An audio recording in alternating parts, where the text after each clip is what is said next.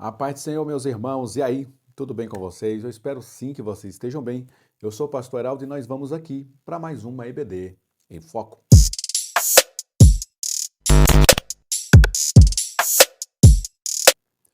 Pois bem, meus queridos irmãos e irmãs, lição de número 7. Hoje nós vamos falar sobre a relevância da igreja para o crescimento e a vida do cristão. O texto de referência é um texto para lá de conhecido, Efésios capítulo 4, versículo 11 ao 14, que diz: E ele mesmo deu uns para apóstolos, outros para profetas, outros para evangelistas e outros para pastores e doutores, querendo o quê? O aperfeiçoamento dos santos para a obra do ministério, para a edificação do corpo de Cristo. Verso 13: Até que todos cheguemos à unidade da fé e ao conhecimento do Filho de Deus, a varão perfeito, à medida da estatura completa de Cristo. Para quê? Para que não sejamos mais meninos inconstantes, levados em roda por todo o vento de doutrina, pelo engano dos homens que com astúcia enganam fraudulosamente. É um texto extremamente autoexplicativo, não tem nem necessidade de comentar um texto como esse, porque o próprio texto ele já vai fazendo as respostas, né? Ele diz assim, ele mesmo deu. Aí ele fala, os apóstolos, profetas, pastores, mestres e etc., evangelistas. Versículo 12. Para que ele quer dar esses dons para a igreja? E as pessoas vão ser usadas com esse dom dentro da igreja para o aperfeiçoamento. Para que esse aperfeiçoamento? Para que todos nós chegamos a uma estatura perfeita, de varão perfeito, uma unidade da fé. A igreja seja uma igreja que tenha uma fé dinâmica, uma fé estável, uma fé estabilizada no Cristo e que tenha uma estatura até a pessoa de Cristo. E aí o final diz no versículo 14, para que a gente não seja menino. Há um tempo, há uma fase na vida espiritual que a gente é criança, a gente é menino, mas a gente precisa crescer. E para a gente crescer, para a gente se desenvolver, para a gente se tornar maduro na fé, ter essa fé estável, para a gente alcançar essa estatura em Cristo, esses dons dentro da igreja serão fundamentais. E aí a gente, na introdução, o autor coloca assim, ó, a igreja desempenha um papel fundamental. Ou seja, irmão, aquilo que é fundamental é aquilo que não pode ser tirado. Qualquer coisa dentro de um prédio, dentro de uma estrutura, imagina um prédio, imagina uma construção grande, uma casa, por exemplo. Qualquer parte daquela casa, janela, telhado, as portas, qualquer parte que faz parte do prédio em si, as cerâmicas, tudo isso pode ser trocado, removido. Coloca um mais novo, tira o mais velho, coloca um blindex, tira a porta de madeira. Todas essas coisas podem ser mudadas, mas o fundamento não pode ser mudado. E a lição está dizendo que a igreja ela desempenha um papel fundamental, ou seja, de fundamento, né, no crescimento do cristão, na vida do cristão. Por quê? Porque ela proporciona ao mesmo, ou seja, ao cristão, um ambiente de comunhão, apoio, fortalecimento da fé e encorajamento em momentos difíceis. Esse é o papel da igreja na vida de todos os irmãos. O problema, eu sempre vou repetir isso aqui, o problema é que a gente está terceirizando o trabalho da igreja. Então a gente terceirizou tudo para o pastor fazer, a gente terceirizou tudo para o apóstolo fazer, a gente terceirizou tudo para o evangelista fazer, de maneira que a igreja em si, como um corpo, não desempenha o seu papel devidamente. Então a gente vai ter crente que vai vir para a igreja para assistir culto. E quando, eu repito, eu já falei isso várias vezes, quando a gente vem para uma igreja, quando a gente vem para um trabalho da igreja, com aquele ar, aquele aspecto de espectador, a gente sempre vai encontrar problemas, a gente sempre vai encontrar defeitos. Agora, faça um teste. Vá um dia para a igreja com a mentalidade que você vai abençoar alguém, que você será um profeta, um evangelista, um pastor, que você será um mestre na vida de alguém, que você vai servir alguém. Vá com esta mentalidade. Muda tudo, irmão. Até a maneira de você cantar muda, a maneira de você ficar na porta muda, a maneira de você abordar alguém muda, a maneira de você dar vazão a uma conversa fiada que surgiu muda, que você vai cortar na hora. Você foi com o objetivo de abençoar, não é de falar dos outros, não é de envolver-se em comentários desnecessários. Então você já vai fugir dessas conversas, você vai com aquele espírito voluntarioso para saber se a igreja naquele momento está precisando de alguma coisa. Agora vá para a igreja também, como a maioria dos crentes hoje é, com aquele espírito de mendigo. Eu vou para a igreja hoje receber. Eu vou para a igreja hoje porque eu quero ser abençoado. Aí você vai para a igreja, aí a música não vai estar boa, a pregação não foi boa para você, a dança não foi boa para você, a recepção não foi boa para você, o pastor não te agradou, o líder não te agradou, o louvor não foi bacana, o fundo musical não prestou. Tudo para nós naquele culto não vai prestar, porque a gente foi como se fôssemos pegar um cardápio num restaurante. A gente, do cardápio que foi oferecido, a gente não gostou de alguns itens daquele cardápio, porque afinal de contas nós somos consumidores da fé. E o problema da igreja hoje, eu repito e vou repetir sempre, essa revista está excelente para a gente frisar isso. Nós não somos consumidores da fé. Nós não vamos para a igreja como aquela pessoa que vai para um restaurante abrir um cardápio e buscar ali as opções para se alimentar, para comer e achar bom, achar ruim e no final pagar. Nós vamos para trabalhar, nós seremos o garçom da noite. Nós vamos servir alguém. Alguém está sentado na mesa e eu vou ser o garçom. O garçom está ali para servir as pessoas, para fazer o melhor para as pessoas. E quem vai assalariar esse garçom é o Deus de toda a eternidade. O tópico de número 1 diz: o ministério ajuda no crescimento cristão. Vejamos, portanto, a relevância da contribuição do ministério para o crescimento da vida cristã. Eu achei interessante essa imagem aqui desse slide, porque mostra alguém como se alguém estivesse abrindo caminho, né? Então, esse é o papel do apóstolo, esse é o papel do pastor, do mestre, do evangelista, é abrir caminho.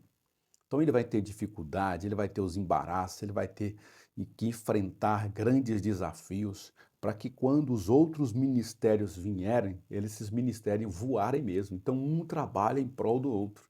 Então eu não trabalho em favor de mim mesmo, eu trabalho em favor dos outros ministérios para que quando os outros irmãos com os outros dons vierem, eles abençoarem mais gente. Mais gente, quando vierem com seus dons e talentos, abençoarem mais pessoas. E assim a igreja vai numa velocidade maior. 1.1, a importância dos líderes ministeriais. Deus dá à igreja líderes ministeriais, visando o aperfeiçoamento dos santos, ou seja, o desempenho do seu serviço e a edificação do corpo de Cristo. Deus dá à igreja líderes ministeriais. Então, toda a igreja tem pessoas que têm os mais diversos dons. O problema é que se a gente for para a igreja apenas para ser servido, apenas para assistir culto, a gente nunca vai descobrir o nosso dom.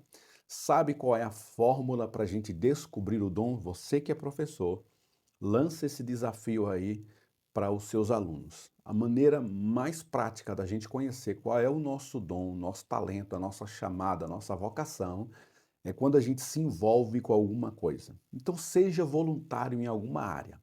Vai ter uma festa do departamento de jovens esse final de semana. Se voluntarie para ajudar. E você vai perceber dentro daquilo que vão te colocar para fazer, aquilo que encheu seu coração, que inflamou a sua alma, que trouxe paz e satisfação para você. Muito possivelmente, esse é o seu dom. Peça para se envolver em alguma coisa da igreja na hora do louvor. Se você tiver paciência, perseverança para estar ali mexendo com aquele negócio, entender aquela dinâmica do louvor, muito possivelmente você tem dons e talentos na área da música. Peça para o pessoal do evangelismo, olha, que dia que é o evangelismo? Ó, o evangelismo é domingo 2 horas. Eu vou estar presente. Aí você vai para o evangelismo. Se você dentro do evangelismo se identificou com aquilo, entregou os folhetos, falou com alguém, abraçou alguém, orou por alguém, e aquilo trouxe uma alegria para o seu coração imensurável, possivelmente o seu dom, o seu talento é de pregar, é evangelizar, é fazer missões. Então, cada um de nós foi chamado para alguma coisa, menos para ficar sentado no banco e só assistindo. Pode ser que em um culto aqui e acolá, naquele momento, naquele exato momento, você está ali sentado, assistindo, adorando a Deus. Mas mesmo ali, sentado, assistindo no seu banco, com a mentalidade que você vai abençoar alguém, quando sentar alguém do seu lado, você já vai dizer: Deus, eu quero abençoar essa pessoa hoje.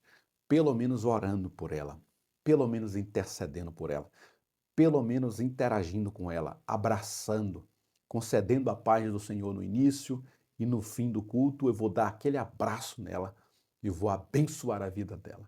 Com essa mentalidade, tudo muda.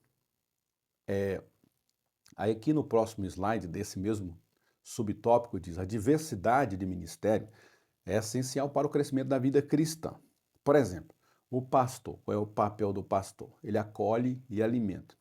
O evangelista, qual é o papel do evangelista? Ele estimula a evangelização e o crescimento da igreja.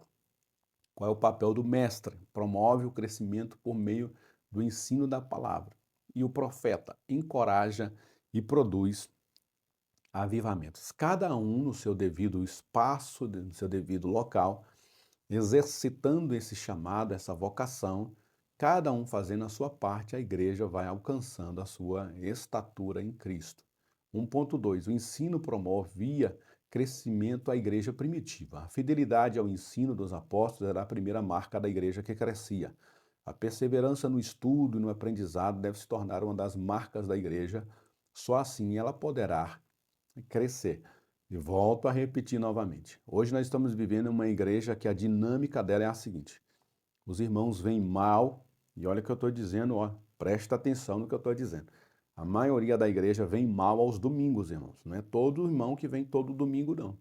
A maioria dos irmãos vem nos domingos, mas uma boa parte nem nos domingos frequentemente está vindo mais, está falhando muito aos domingos. Agora você imagina uma igreja que depende de um domingo à noite para ouvir um sermão de 40 minutos. Que tipo de alimentação esse cristão está tendo? Que tipo de alimento espiritual uma pessoa pode ter indo para a igreja a cada 7 dias? Alguns ficam 15 dias sem ir para a igreja, porque furam os finais de semana aqui e acolá, e depende de um sermão de 40 minutos pregado num domingo à noite. Irmão, eu tenho lá minhas dúvidas em relação à fé dessa pessoa, a dinâmica dessa pessoa, o crescimento dessa pessoa. Eu tenho cá minhas dúvidas. Que tipo de crente é esse que depende de um domingo à noite para estudar a Bíblia, ler a Bíblia, pegar na Bíblia, folhear a Bíblia? Como que está o crescimento dessa pessoa? Eu, como pastor hoje, eu tenho essa preocupação, né?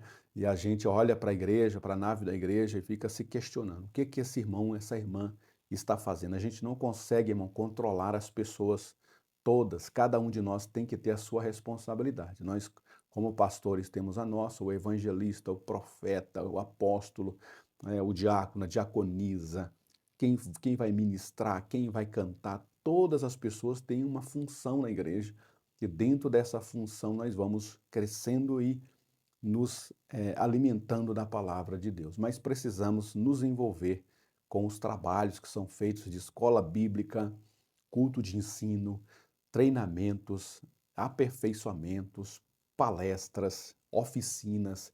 A igreja às vezes oferece todas essas dinâmicas de estudo, crescimento, curso teológico, curso de aperfeiçoamento, mas o crente mal e porcamente vem num domingo à noite ouvir um sermão de 40 minutos. Como que está o crescimento dessa pessoa? Tenho eu aqui minhas dúvidas com relação a isso. Uma revitalização do ministério do ensino da igreja hoje traria um crescimento saudável, como foi na igreja primitiva. 1.3. A importância dos mestres para o crescimento da igreja. Paulo foi um dos maiores mestres do cristianismo de todos os tempos, mas ele mesmo teve mestres em sua vida. após sua conversão, foi extremamente ajudado por Barnabé. A gente vai perceber, principalmente no início do ministério de cada um de nós, irmão. Por mais que a gente seja sábio em alguma área, seja perito em alguma área, espiritualmente a gente é criança, está engatinhando. E a gente precisa de tutores, a gente precisa de ajuda, a gente precisa de mestres. E esses homens dotados desses dons e dessa inteligência bíblica vão nos ajudar a alcançar voos maiores e paulatinamente vamos ser também usados para abençoar outras pessoas. Paulo aprendeu a lição e no exercício do seu ministério teve muitos filhos na fé, dentre os quais se destaca Timóteo. A grande verdade é que todo crente precisa reconhecer o valor daqueles que ensinam.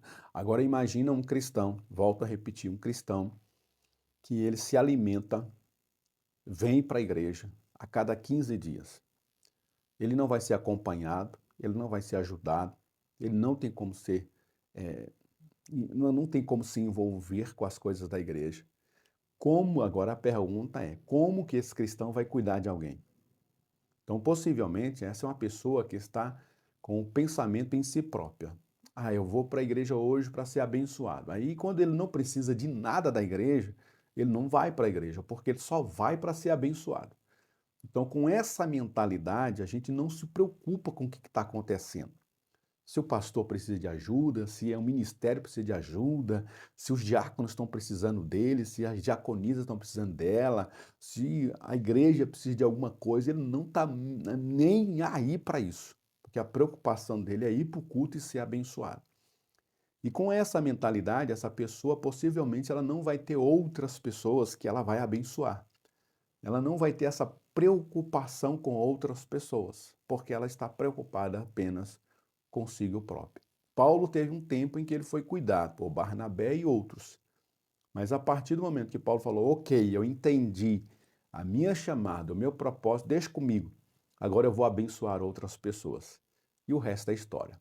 Agora imagina se Paulo fosse como os crentes de hoje, estivesse até hoje só aprendendo, só comendo, vindo domingo à noite, só para ganhar alguma coisa, para ser abençoado. Nós não teríamos as 3 epístolas escritas por Paulo, nós não teríamos uma história fenomenal, nós não teríamos a igreja sendo evangelizada para os gentios da forma que foi, nós não teríamos o alcance da igreja da forma que foi no século I, na primeira era da igreja cristã, na igreja primitiva, nós não teríamos essa potência que foi a igreja por causa dessa velocidade com que a igreja cresceu, é que a igreja posteriormente continuava crescendo. Cada um de nós tem um papel, tem uma responsabilidade. Deus um dia, irmãos, vai chamar crente a crente, frente a frente, para prestação de contas. E a gente não vai ter o menor argumento diante de Deus. Não haverá desculpas diante de Deus.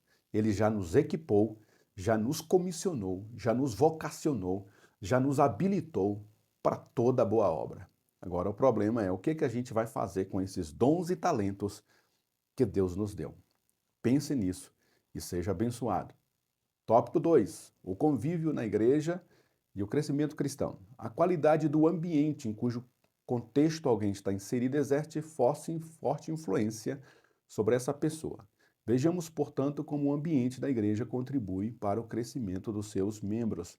E eu achei fantástico esse tópico, porque o problema da maioria dos crentes hoje é justamente esse ambiente também.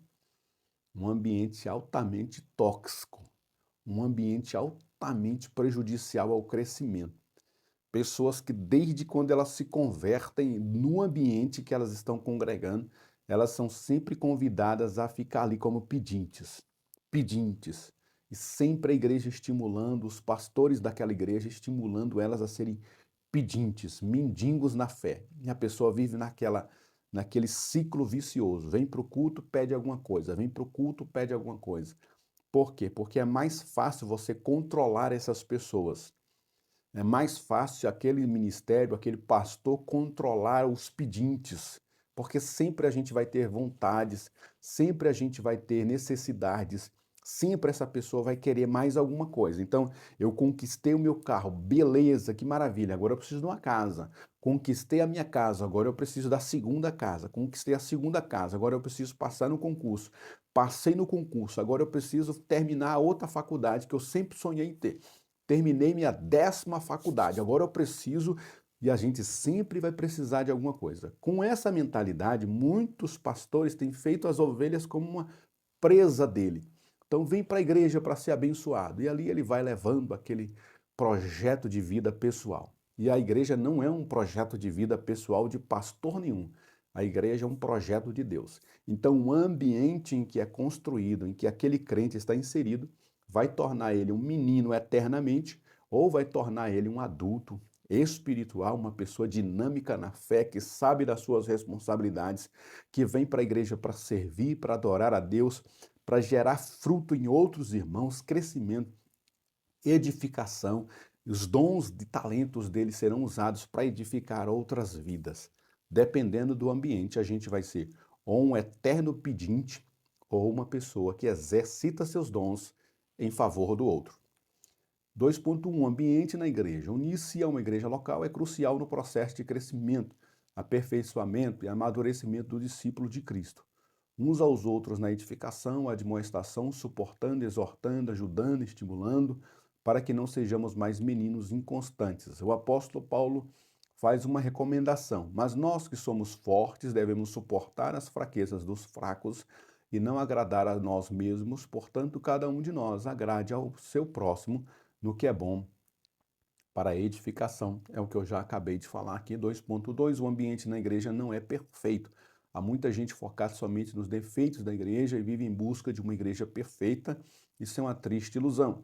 Não há perfeição onde se encontram esses seres imperfeitos e a igreja é composta por pessoas imperfeitas. A Bíblia diz que todos nós estamos em um processo de crescimento que não terminará aqui, por isso somos ensinados a suportar o irmão com toda a humildade e mansidão, com longanimidade, suportando-vos uns aos outros em amor. Devemos ser pacientes com nossos irmãos nas fraquezas e falhas, ajudar a carregar o fardo e a perdoar aqueles que nos ofendem.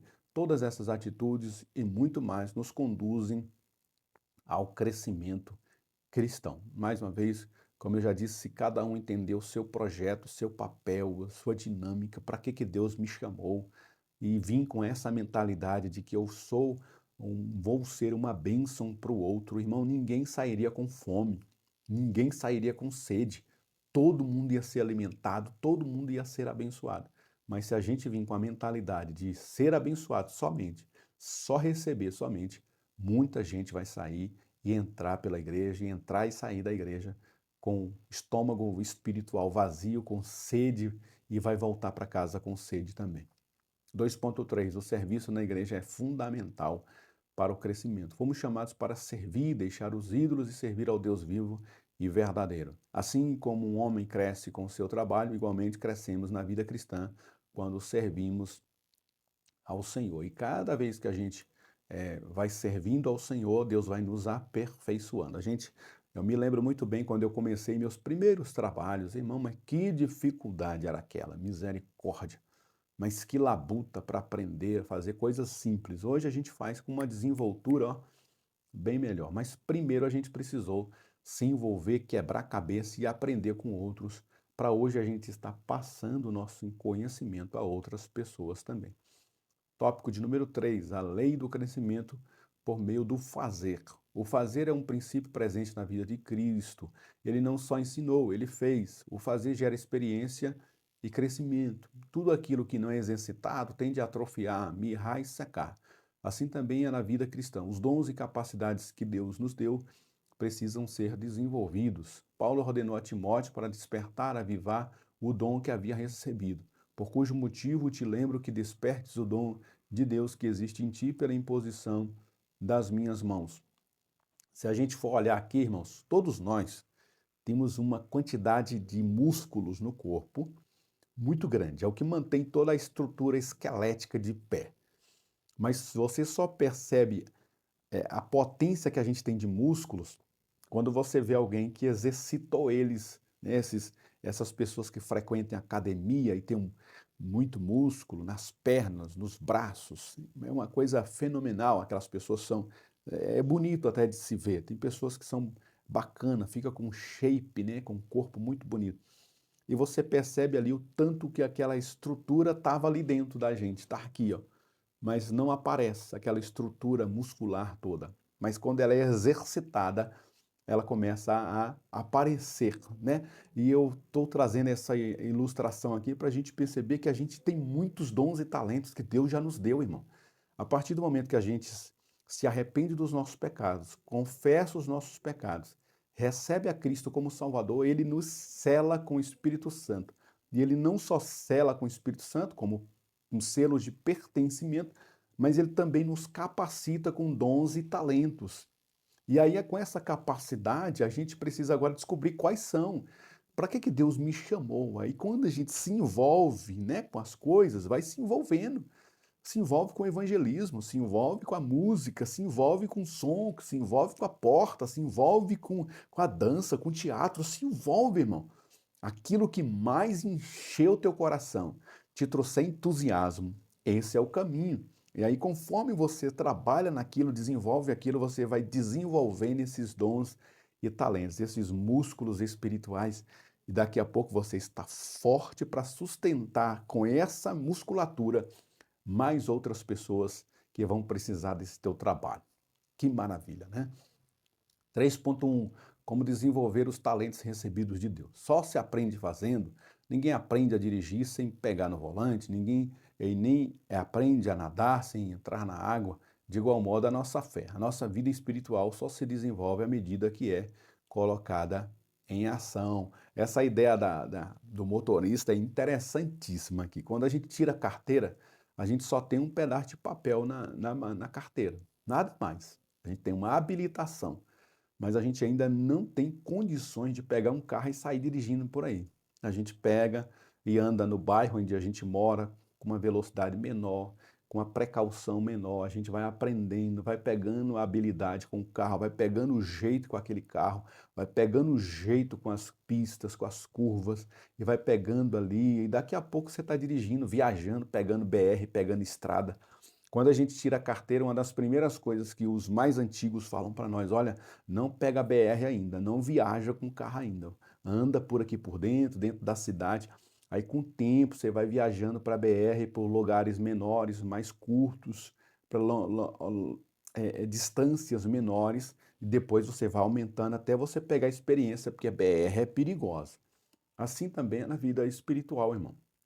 A gente, quando nasce para Cristo, a gente é cheio de dons e talentos. Deus nos capacitou, mas a gente ainda não sabe desenvolver ou desempenhar aquilo direito. Mas conforme a gente vai trabalhando, vai se envolvendo, a musculatura espiritual vai chegar e a gente vai ser uma bênção para a glória de Deus. 3.2 A lei do crescimento está presente na vida cristã. O crescimento espiritual não é uma opção que devemos escolher, mas um imperativo que temos que obedecer. Somos ordenados a crescer em graça e conhecimento de nosso Senhor Jesus Cristo. O cristão só tem uma opção: crescer e crescer. A vida cristã já foi comparada a andar de bicicleta. A pessoa precisa pedalar, pois se parar não conseguirá se manter em pé ou equilibrado, né? É interessante essa ilustração que o autor trouxe da bicicleta também. A gente aprende a andar andando e a gente vai cair, a gente vai tropeçar, a gente vai aprender. A coisa mais horrível de andar de bicicleta é aprender a fazer uma curva, porque a gente, quando não sabe, a gente quer parar a bicicleta porque tem medo de cair. E aí a gente para a bicicleta. Aí quando a gente vai fazer as primeiras curvas, às vezes a gente cai uma vez, cai duas vezes, até aprender. Depois a gente aprende a fazer curva, até a cambalhota, se for preciso, na bicicleta, mas todos esses princípios estando sempre montado nela e andando. Se você parar, você cai. Que exemplo magnífico aqui a gente pode trazer nessa lição também. É digno de nota a ênfase que o apóstolo Pedro dá ao crescimento espiritual dos que estão em Cristo. Aqui os textos de 1 de Pedro, 2 de Pedro, também é interessante a gente ler com a classe, tá? A vida do discípulo de Cristo é uma vida de desenvolvimento. Crescimento é o que espera daquele que nasceu de novo. Trata-se assim de um processo contínuo e imprescindível para não sermos inoperantes e improdutivos. Eu me lembro, irmãos, um breve testemunho, um minutinho aqui. Quando eu me converti nos anos 2000, logo eu me envolvi com as coisas da igreja, logo, mas foi rápido demais. Aí eu já estava na oração, já estava na escola bíblica, eu já estava nos evangelismos da igreja, eu já estava me envolvendo com tudo. Eu não tinha nem batizado ainda e eu era a pessoa mais frequente daquela igreja. Eu ia em todos os cultos. Pensa num cabo que ficou fominha de culto, era eu. Ia nos cultos da semana, final de semana, evangelismo, eu estava em todos os trabalhos da igreja. E como a gente estava em todos, rapidamente eu fui pegando o jeito de falar, o jeito de vestir, o jeito de me comportar, mudei meu comportamento, mudei minha fala, minha linguagem começou a mudar. Já estava com a Bíblia na mão, já sabia cantar hinos da harpa, que a gente repara que tem crente que vai cantar hino da harpa hoje e não sabe cantar os hinos básicos da harpa cristã.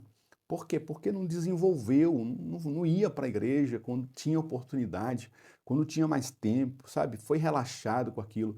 Conforme eu fui indo, rapidamente, eu fui o primeiro jovem da minha igreja a ser separado para auxiliar da obra do Senhor, que hoje a gente conhece como diácono também. Foi o primeiro jovem que foi separado diácono na minha igreja, irmão. Isso foi um fenômeno na época, porque os jovens geralmente eles são relaxados, eles não querem saber de nada, até eles se casarem, tomar jeito na vida, mas eu fui o primeiro. Depois de mim vieram outros jovens que seguiram o meu exemplo. Falou, ué, seu Heraldo, que chegou ontem, já é diácono? Por que que eu não posso? Por que que eu não posso ser separado?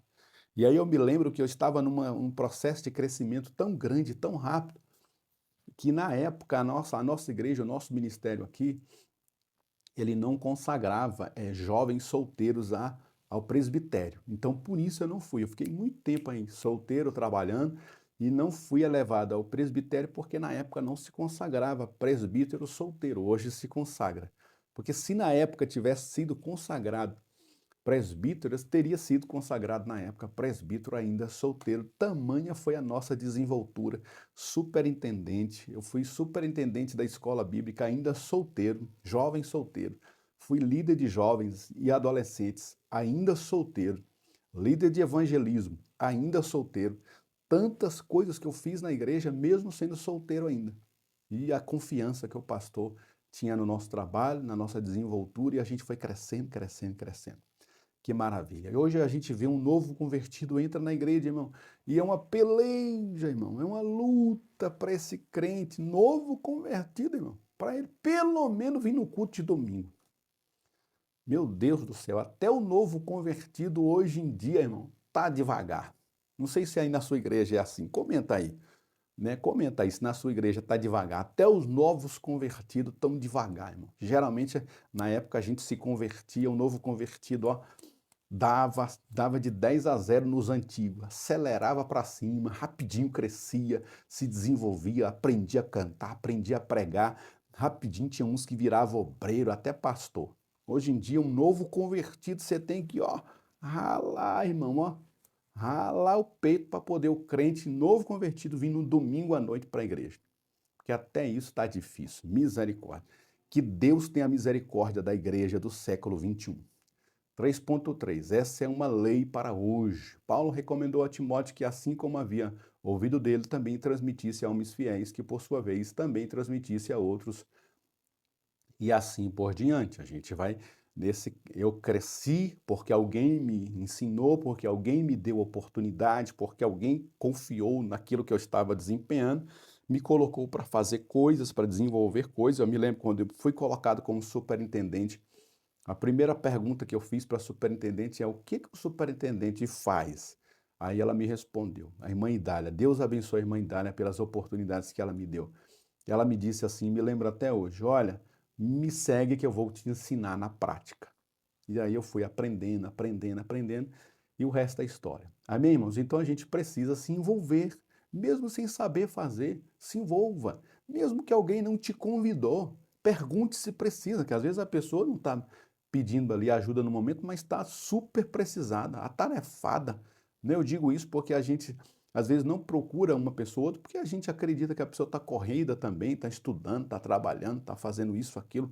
Hoje as pessoas estão tão corridas que a gente às vezes até evita procurar as pessoas para ajudar em alguma coisa, porque sempre é não, não, não dá para mim, não dá para hoje, não dá para amanhã, não dá o ano que vem, não dá daqui 10 anos, e vai passando os anos, a gente vai meio que acostumando a fazer o trabalho com escassez de mão de obra, mas sempre sim, se envolva, pergunte se precisam aí da sua ajuda. Eu tenho certeza que as pessoas estão precisando do seu talento, da sua obra, dos seus dons e do seu ministério.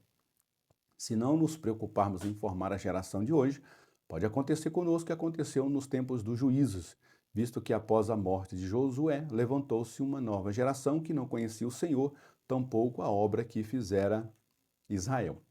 E aí a conclusão desta palavra diz o crescimento e desenvolvimento do discípulo de Cristo ao longo da jornada cristã nessa terra passa necessariamente por uma igreja local, pelos cuidados recebidos por parte daqueles que o Senhor Jesus concede à igreja para o exercício de diferentes ministérios e pelo interesse e comprometimento pessoal de cada um, até que todos cheguemos à medida da estatura completa de Cristo. Amém? Deus abençoe a todos. Até a próxima. EBD em Foco, se Deus assim nos permitir. Amém.